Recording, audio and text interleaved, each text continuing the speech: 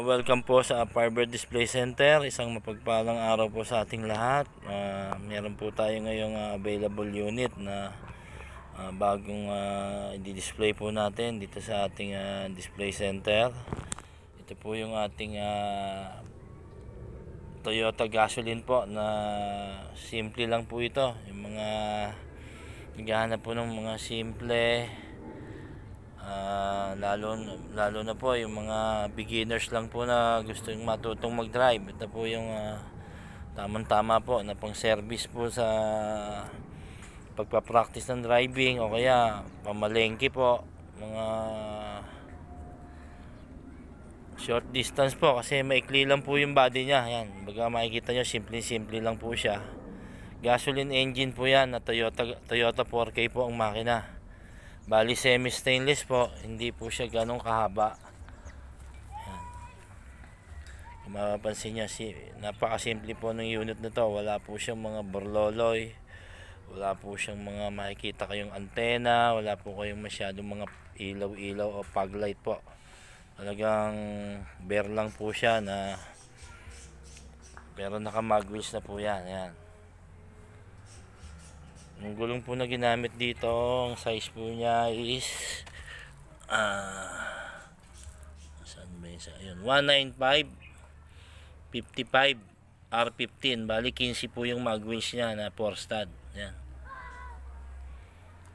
Semi stainless po ang body. Meron na rin po siyang yan, pintuan po sa harap, yung pinaka front door. Then may top load carrier na rin po siya.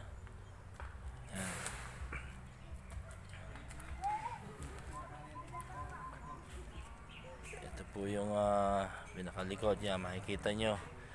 Very simple lang po. Bali yung trapal po niyan dito sa likod, natatanggal po yan. Yan.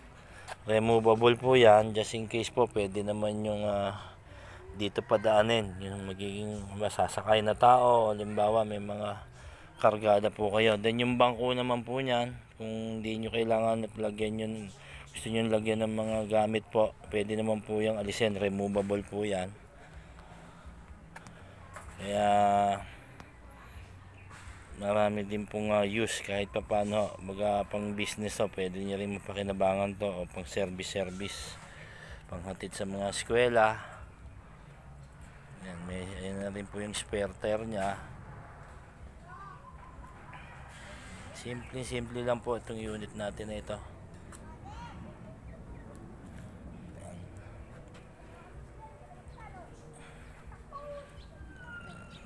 Very cute po yung unit. Very simple po siya. Simple po yung design niya. Ayan po, wala hong masyadong mga borloloy. Kung meron man hong konting design na sticker, yan na lang po, lining, at saka dito po sa side ng hood. Ganoon din po dito sa bumper. Ayan po, very plain lang po yung bumper niya. Then yan po, yung front differential po na double bar po ang ginamit yan. Then ito po, tingnan po natin yung engine bay.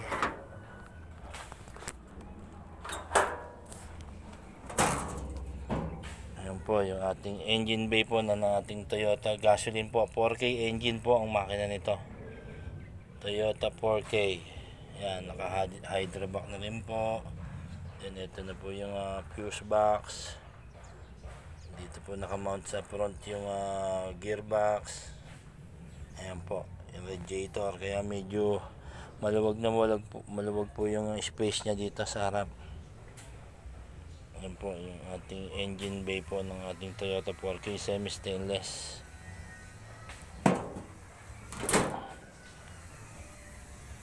Ayan po. Ayan po, tingnan natin itong loob.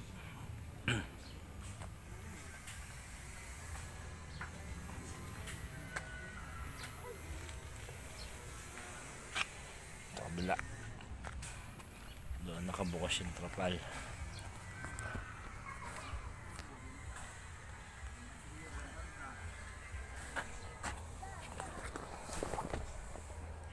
Ito po yung harapan niya, steering wheel. Ayan po yung motor wiper.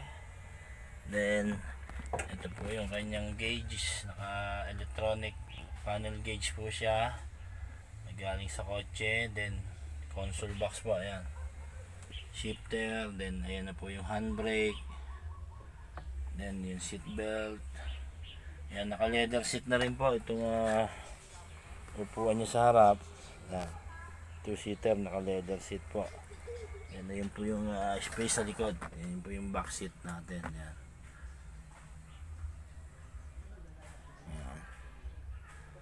Ayan, meron na rin pong floor matting. May parang linoleum na po yan. Pinaka flooring po, yung mga ginagamit sa mga van. Yan po yung ating Toyota gasoline po na 4K engine semi stainless. Ito lang po yan sa atin.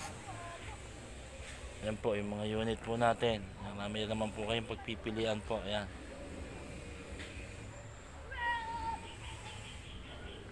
Yung mga unit natin.